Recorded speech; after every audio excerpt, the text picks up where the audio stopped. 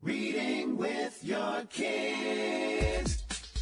Hola, niha, konnichiwa, assalamu alaikum, shalom, mahaba, bonimule wanji, namaste, jambo, bienvenidos. Hi, my name is Jedley, and this is the Reading with Your Kids podcast.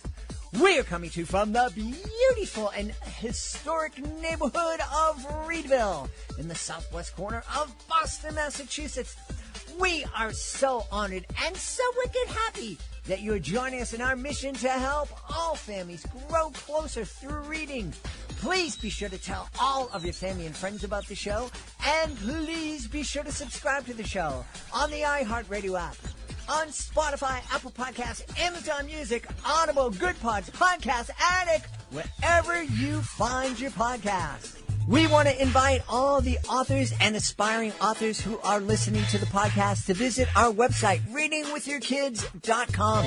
Please be sure to click on the Authors Click Here button at the top of the page to discover how we can help you celebrate your book with the entire world. Now, you know, if you are an author, especially an independent or self-published author, you probably had no idea that when you were writing your book and getting it published, you had no idea that once that book was published, that you became the CEO of a small business, your book business. Yeah, it is. It's a business now. And you had no idea that there are literally thousands of books published every single... You thought I was going to say year. No, there are thousands of books published every single month. It is so hard for a book to stand out in that crowd, especially an independent or sub-published book. But we would love to help you do that. If you visit readingwithyourkids.com and click on that Authors Click Here button, you will discover how you can be a guest here on the podcast. Being a guest gives you the chance to tell the world all about your book.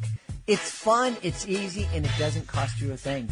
You can also learn about our Certified Great Read program. This is a program that has helped so many authors. You can also discover our monthly promotion program.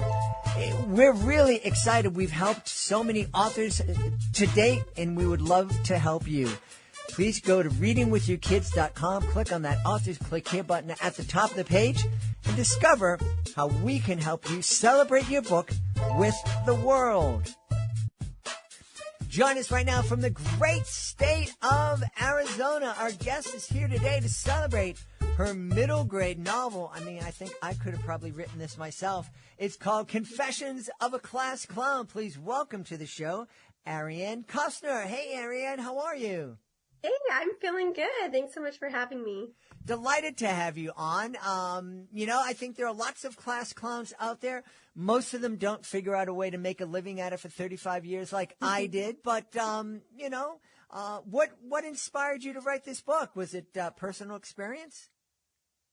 I'd say it definitely was. I was a 7th grade English teacher, and I had a lot of class clowns in different classes. And, there are always those kids that even though they cause some havoc and they make comments that are, a little out there, you just love them because they're funny and they're different. And you can see that there's a lot more depth there than other people see. I am so happy that you said that because I think that there's a lot of parents out there who have a class clown in their life, and they love them, but wow.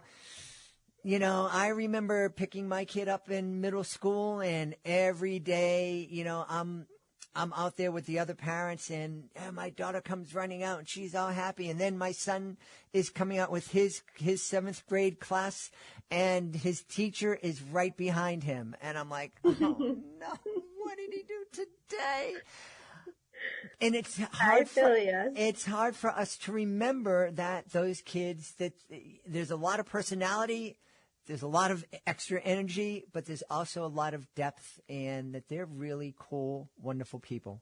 Mm-hmm. Definitely. Yeah. My son, they had a little activity in their class where everyone had to write something down about each kid and put it in a little box. And I was going through his, and every single one was like, "You're funny, you're silly, you're funny." And I'm like, yeah, he's a class clown too. He causes a little bit of trouble at school. but he's a fun kid. So who is the clown in your novel?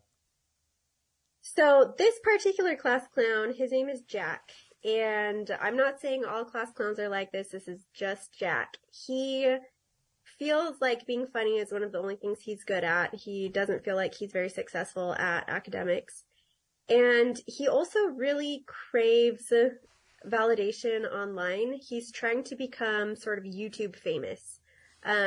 He has someone he really looks up to who is always doing pranks on YouTube, and he wants to kind of be that guy. He wants to be the guy that has tons of followers and that everybody loves. And he has a plan for something to go viral at the school talent show. But the problem is all of his friends keep ditching him. He can't figure out why. He has tons of people that like him, but he has a really hard time finding true friendship and friends that will stick around. Wow, you are a middle school teacher. I think you hit that right on the head. I think that's one thing that is challenging for a lot of class clowns is that they are people love having them around. They laugh at them a whole lot of times, but real in-depth friendships, that's a little bit more of a challenge. Yeah, and he has to kind of learn throughout the book that he's putting more emphasis on his virtual friendships and popularity than he is on, trying to have empathy and understand where the people in his life are coming from. And to have deeper conversations below just the funny. He grows a ton in the book by the end. And so it's really special. I really, really love Jack. We talk a lot about the importance of representation here on the podcast. And I love to talk about not only how important it is for kids to see themselves portrayed positively in the pages of books, but also for others to see somebody who is different than them portrayed in positively in the pages of books. I'm curious, who did you write this book to represent? Were you thinking of, I want Jack to be able to see, all the kids like Jack to be able to see themselves? Or were you hoping that the other kids in the class could see their Jack in a different way? I would say both. A huge theme is that people are deeper than you think. So a little bit more about the book. Jack, he needs a partner to do this viral prank that he has planned for the school talent show. Mm-hmm. And he hears that there's an after-school speed friendshipping program, which is kind of like speed dating, but for friends. So he says, wow, that sounds really corny, but I'm kind of desperate, so I'm going to play it off as a joke, and I'm going to go. And when he's there, he meets the three other main characters, and they all are he views them as the stereotypes, I guess. So there's the popular girl who's running for student council, who's the teacher's pet.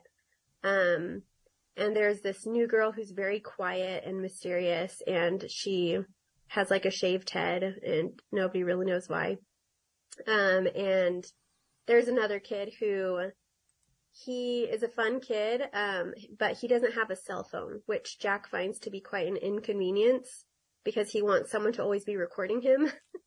And that's who his first candidate for best friend ends up being. But after each speed friendshipping program, there are these sections called short takes where we get the speed friendshipping event from the perspective of the other three characters. And we get to see how they can take the same conversation and they can take something different out of it or have a different perception of what just happened. And we see that each of these three characters, there's a lot more depth and a lot more going on in their life than the other characters can view from the outside. Very, very cool. As a middle school teacher, has your school done that speed friendship thing? I'm trying to remember if we ever did it in school. I know that I've done it with youth groups at church. So that's where I got the idea. I was like, this is really cute. And I got the idea of a whole book kind of revolving around that. Yeah. And, when you first mentioned it, I thought, what a silly idea. But then I remembered I was part of a group, a thing. It was an anti-bullying program, and they didn't do speed friendship, but they just paired kids randomly, especially kids who wouldn't have a chance to sit down with each other, to sit down and do a project for 5-10 minutes. And it was hugely successful. And so I could see the benefit of doing that in a youth group, in a classroom, in a school. I think that'll be a lot of fun. Yeah, and I think it'd be cool for teachers if they read this book with their class. They can set up a little speed friendshipping, like the first round, it's set up like speed dating, and the first time around they need a little more help with conversation, so they can have little conversational starters with popsicle sticks and have a couple minutes to talk. And just go over some social skills pointers.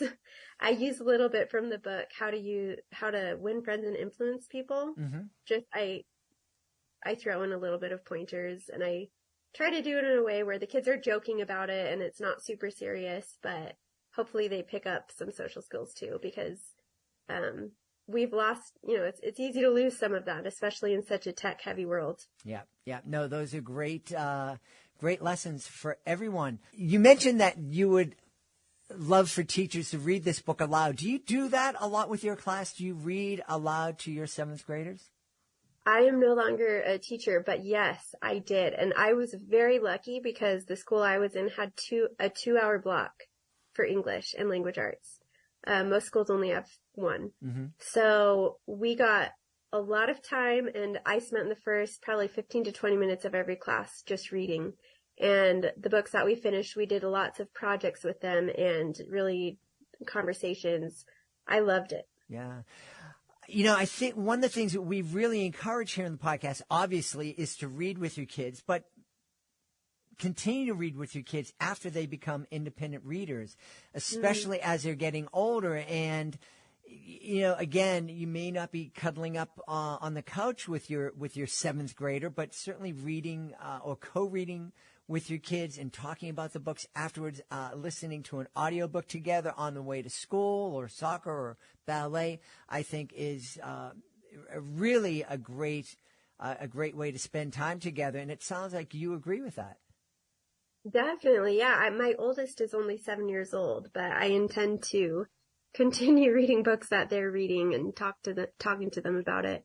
And I think this would be a really great one for parents to read with their children, because it deals a lot with the relationship that these characters have with social media, which I think is really important for parents and kids to kind of be on the same page about. I intentionally created each of these characters to have a different type of relationship with social media.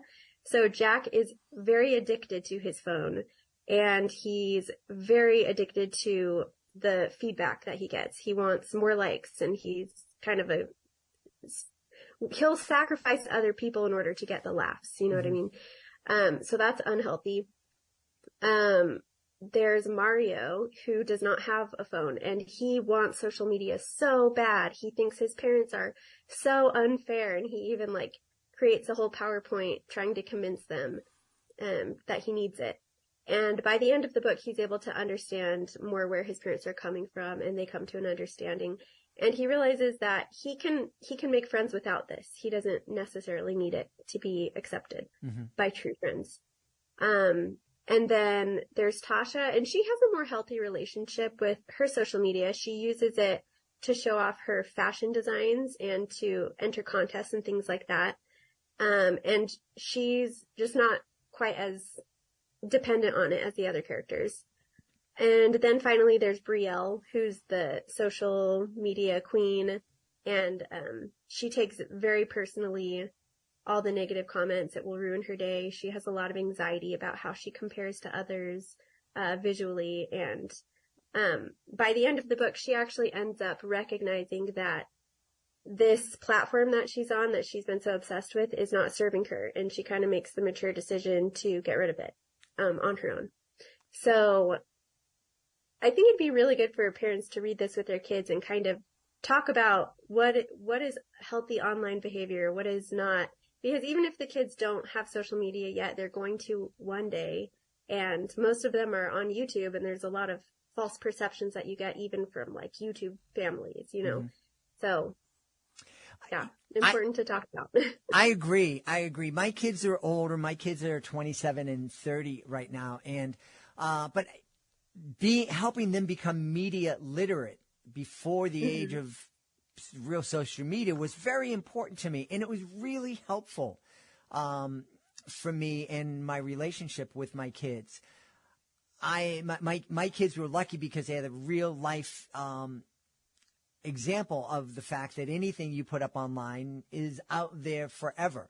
I've told the story on the podcast here that when I first built my website, we had pictures of them when they were babies posing with me, and it was really cute until they were like 10 or 11 years old, and their friends were visiting my website, and they're like, oh, look at you, cute baby. And my kids said, can we get rid of this? And I said, sure. And I rebuilt the website, and I didn't even have access personally to those, those images that were created by a developer. But when the kids were 15 to 16, they just popped up from the Wayback Machine, and these images from one of the pages on my website popped up, and I'm like, kids, I don't know where that is. I don't have that. It's not on my computer. This is like the third laptop I've had since that website was built, but I can't take this down. There's no way, and it's not a big deal. It's a cute picture of you when you were kids. But imagine if that was something that was more embarrassing, something that would be detrimental to me. So they learned really quickly, So I think it's super important for parents to sit down, because I don't think parents are all that social media literate. And I think the place to start would be to have a conversation with what's going on in their kids' social media lives. Yeah, I'm hoping it will spark a lot of conversations and just a little more consideration and thought about what's healthy and what's not healthy, and how you should never sacrifice in-person relationships because you're scrolling on your phone or, something like that. Yeah. What was the biggest challenge that you witnessed related to social media while you were teaching? I didn't let the kids use their phones in my class, so I don't think it affected me that much since it wasn't in my classroom. However, I do work with the youth in my church, and they're very blunt about how it is super, super hard, especially as a young female, to see a lot of supposed perfection on social media. And there's a lot of anxiety that goes into that. I've spoken with my younger sister, who's also a teenager. It can create a lot of negative feelings. So I think it's important to recognize when you need to step back, when something isn't healthy for you, and just recognizing that it's nothing that you see is the reality. It's a curated 2D version of somebody, and you shouldn't compare yourself to that. I love that. I love that. And that the whole idea of stepping back from something when it isn't healthy for you. I think that's an important lesson for all of us to understand, not only as it relates to social media, but there's so many people who develop an unhealthy relationship with exercise, which is super helpful for most people, but some people, it just goes overboard, and there's lots in food and all sorts of things. So I think that this is a real great service that families can take away from Confessions of a Class Clown. When you were writing the book, did you think, families are going to be able to use this to grow closer to their kids and help their kids become more social media literate? I actually kind of did, yes. So with my first book, I just wrote it for fun. It was just fun. I just was going for the laughs, and I kind of had to make it into more a theme later. I had to kind of add in the themes as I edited. But this one, I came into it really strong with I had a message that I wanted to share. And so it was the opposite. I had to work to make it not didactic. I had to work so that I wasn't lecturing, and so that I was allowing the events to kind of unfold on their own, and allowing the readers to draw that conclusion so they didn't feel like they were being fed a lesson, if that makes sense. Yep. Because it is really important to me, and I want this message to come across. And so I believe it was Kirkus Reviews. They said in their review that I had a non-didactic exploration of these themes, and I was like, yes, I finally got it to be non-didactic, because I was working on that. And of course, that first book that you were mentioning is My Life as a Potato. My Life as a Potato, yes. Yeah. And that one is a lot of fun. Yeah. Do you choose and you like writing for this audience because you've spent so much time with them? I think so, yeah. They're a really special group. They have a lot of choices that they're making and, friendships they're developing, trying to figure out who is their friend and what direction their life is going to go and where they fit in. So it is fun to write these stories for this age group. Yeah. And it is a fascinating age, too, because, and we've talked about it here in the podcast, kids are kids, but they're not kids, and they're kind of adults, but not quite, and they're they're middle grade is that perfect name because they are in the middle between two different worlds, and it can be exhilarating and also challenging and I think terrifying sometimes. Mm-hmm. Yeah, and I remember, I try to channel my feelings when I was in 7th grade, which these characters are in 7th grade, and just the feeling of being worried that people aren't going to like you and feeling like you're not making enough friends or you don't have anyone to sit by. Those are big things to this age group. And I think sometimes they don't recognize that almost every other person is feeling that too. So in the book, everyone thinks Jack is so popular and confident, but really he has a lot of insecurities. And the same goes with almost every character. They have their own insecurities that other people don't see. Yeah. So, yeah, that's just important to realize.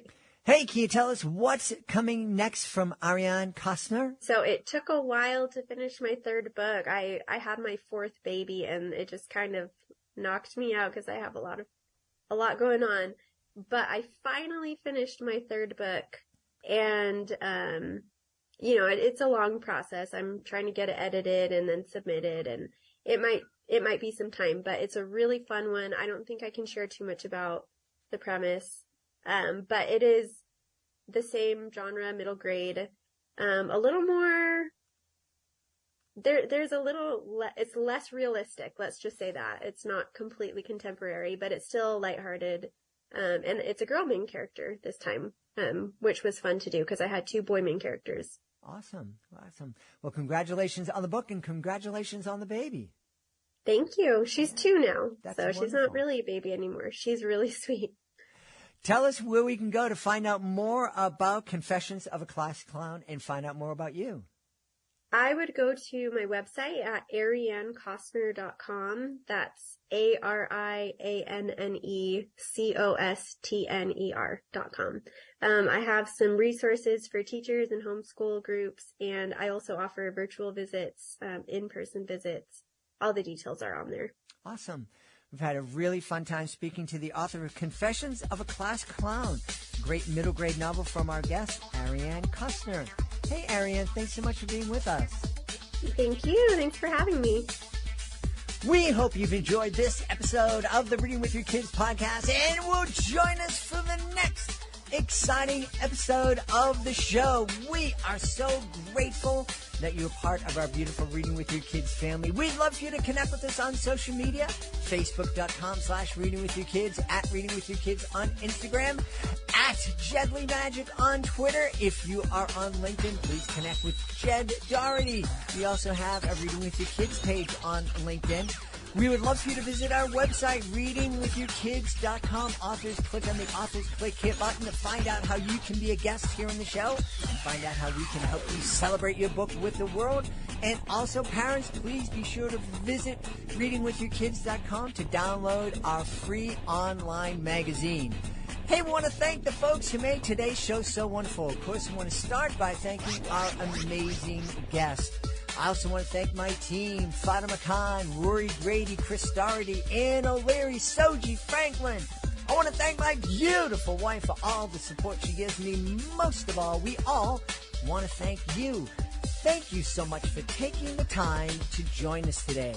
And thank you so much for taking the time to make the world a better place by reading with your kids. I'll be looking for you in the next edition of the Reading with Your Kids podcast.